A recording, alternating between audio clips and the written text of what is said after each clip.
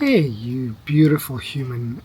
In this video, I've just literally got my little doodles and my crayons and pen and paper, and I've been drawing around, and I thought I'd take it outside here. We just moved to our new place over here. It's been lovely, and I just said, as I'm sitting here grateful for it all, I had a thought, and I just started scrapping on bits of paper, and I wanted to talk to you about the concept of, if the how is now free, what is left? So what do I mean by that? I read an article by somebody over on Substack the other day, and it sent me down this rabbit hole because basically what it was saying was, we can do anything. We are as close to a genie with a magic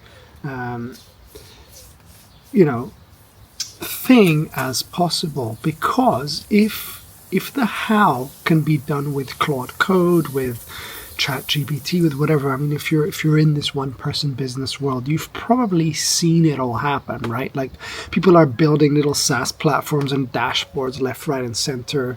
The delivery time of things is taking, close to zero. Like, even with myself, I built a little AI studio, which was previously custom GPTs, and I've built it into my own little SaaS platform that I'll be launching soon for my modern maker community, and that was built in 3 days.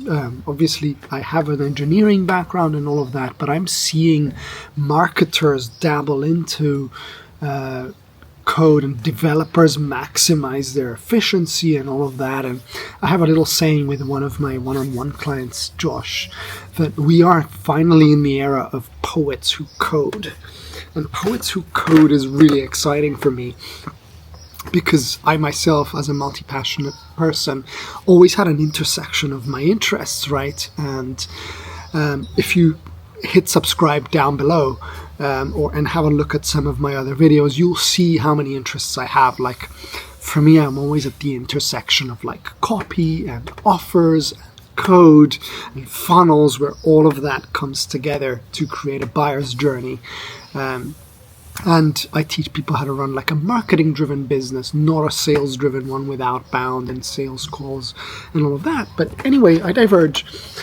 If the how is free, because we can ask Claude Code to do it, then what is left?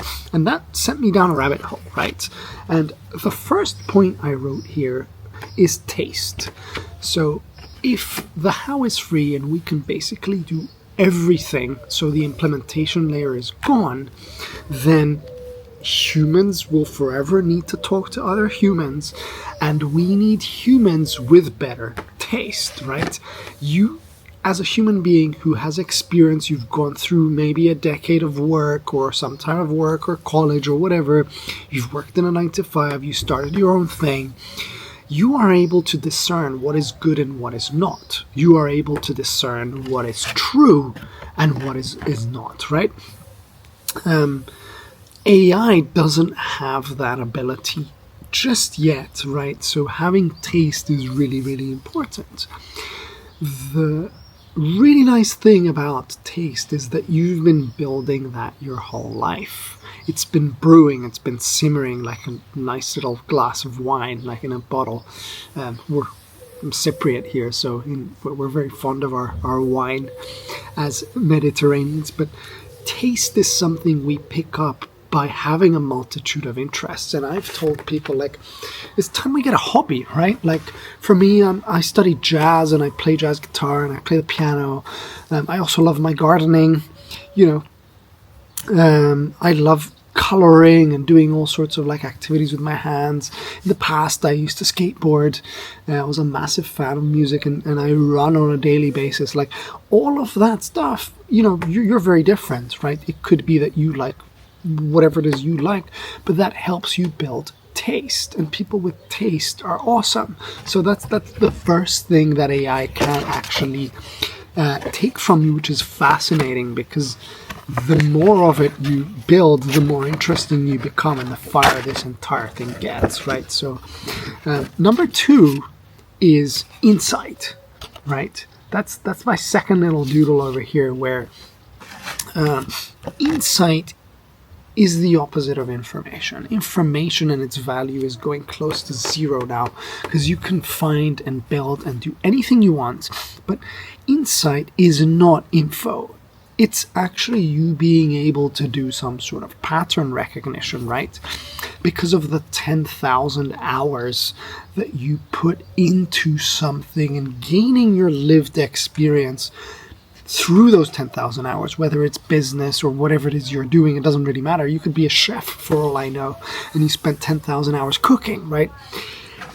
This is not prompts. This is literally you and the insight that you created. And I have a saying where I'm always like, you don't need to learn how to write content, for example, and I come from a marketing background. You can, but it's so much easier to not do marketing and not do content and just share your insights from your lived experience. Just demonstrate what it is you do, right? So I have a saying where I'm like, as a mad scientist, you get in the lab and you document the good, the bad, and the ugly. But somebody who's been in the lab has a lived experience that is non-replicatable through AI. So that's why insight is the second point that I bring, because for me, like even on LinkedIn, where I have my 50,000 followers or my email list that I've built over the years, I always believe we are in the business of insight, and the posts that do really well are me literally saying, like, for example, the other day, my ads flopped and my ad spend, like CPA went from under $5 to almost 20, and I had to figure out what on earth happened. And, I'm not an ads expert, but by talking about that, I got people to say, hey, when's your next ads course? Or started asking me about ads. And I was like, this was a failure, in fact. Or I had a 150K launch with a one-to-one client who was in the sustainability and, sort of circular space. And I documented that, and other people came and said, hey, Jacob, do you do email launches for other people? But through that, it's not, I could have said, here's how to write 7 emails and do a launch step by step. But the fact that I wrote it for this sector in this specific way, I was able to distill the insights and the patterns that made this lived experience more interesting, right? So you are also in the business of insights, and you have a lot to give in that domain. So I always encourage you to sort of look at the mad scientist in you, go and do some really cool stuff and document, right? So number 3 is relationships, right? Relationships are all about building trust, and we know that it's nothing new. It's not about the transactional nature, it's all about the trust building. And for example, what I mean in my world, like AI can write your emails for you, it can write your posts for you, can do all of that. But AI cannot be in a room with someone, right?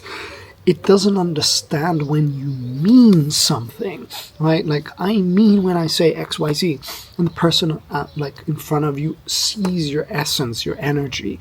It understands it. I say it because we're talking about AI. The person understands what it is that you're saying and can discern that meaning and build that relationship. And I think that is really important, because as this goes by, I'm seeing people like build virtual versions of themselves, but their true real self is more scarce now, or people are hosting events all of a sudden. People want more contact and one-to-one, and we can hold space and be intimate, right? So relationships is a really, really key factor to hone into. That brings me to my next point, which is discernment, right? Humans are able to discern things.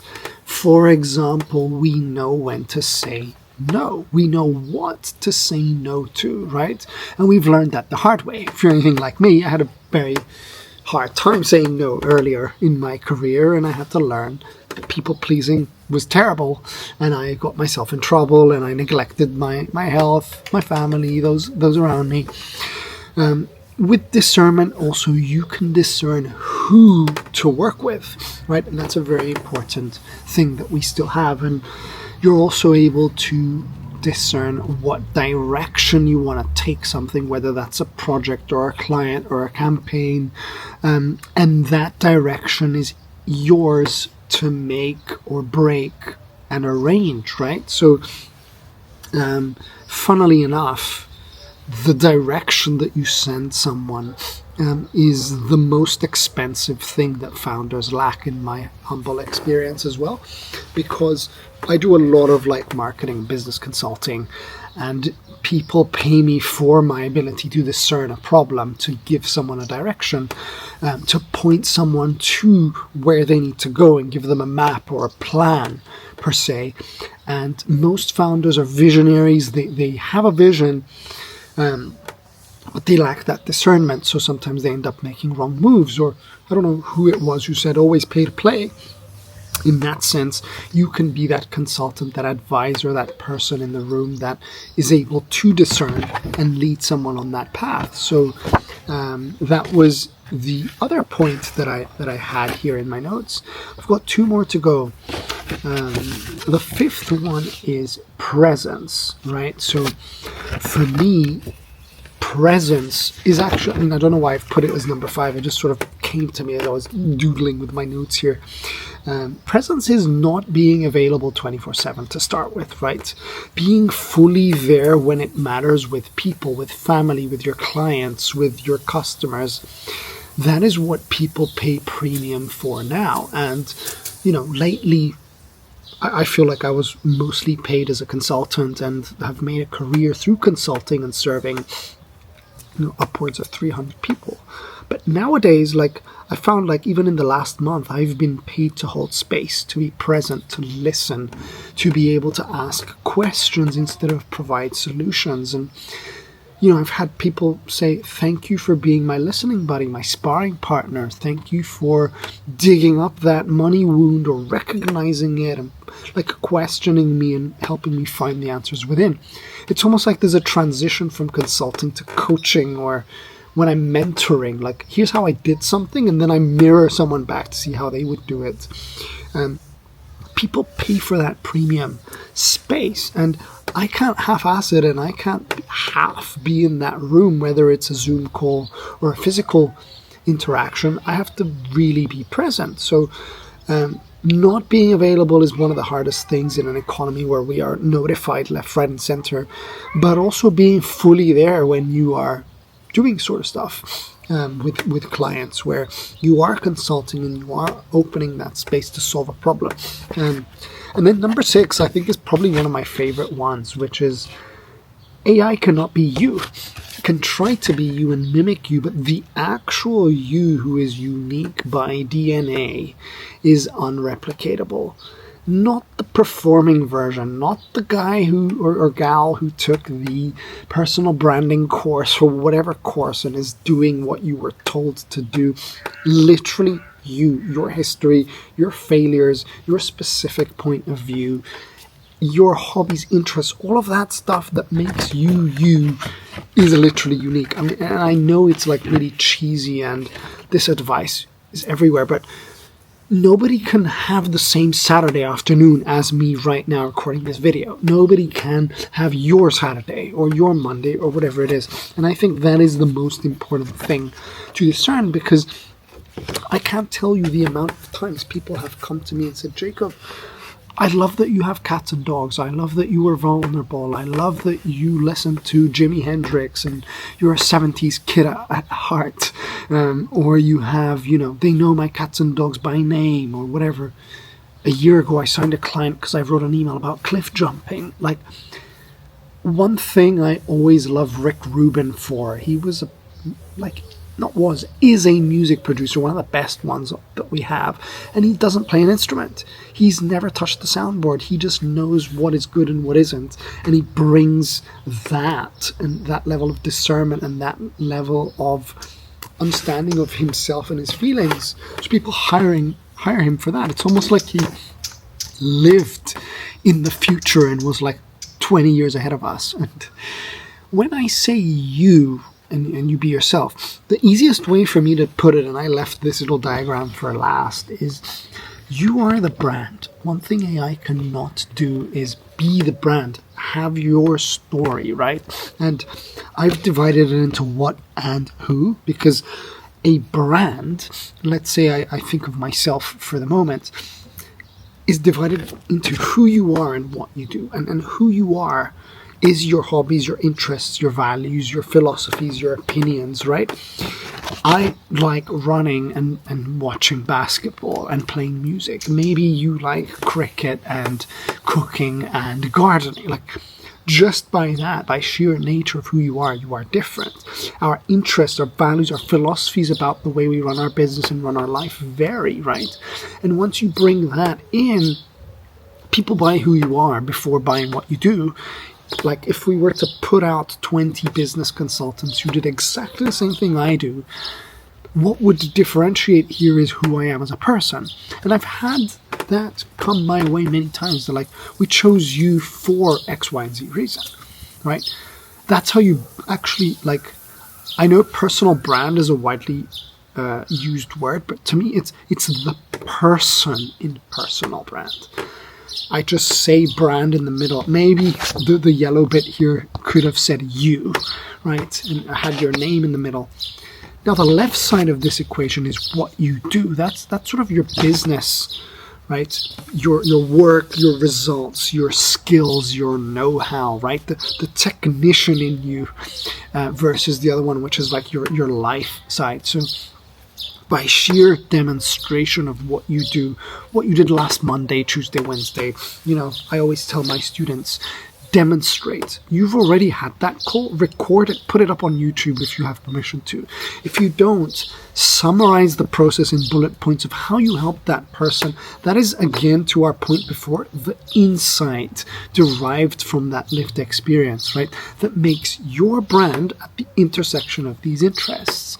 And it makes that fascinating. Obviously, in this diagram here, this is more like the online world, but in your brand too, we see that with like football players or basketball players. I follow a lot of NBA, so like somebody like Giannis Antetokounmpo.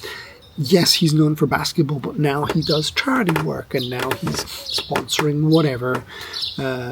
I might butcher this, but it's like a shoe that he has called the Freak shoe, and it's sponsored by Nike or Adidas or whatever. And then he has like some gummy bears. So Giannis is in the center, and then NBA is one thing, right? And then there's other offline businesses that he works and sponsors and promotes and whatever.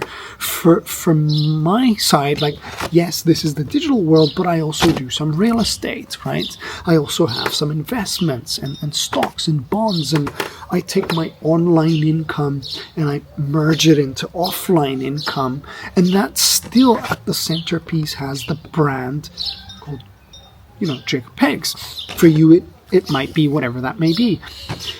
I want to widen your horizon because we started this video saying, if the how is free, what is left? And as you can see, I'm able to express like these 6 points here today.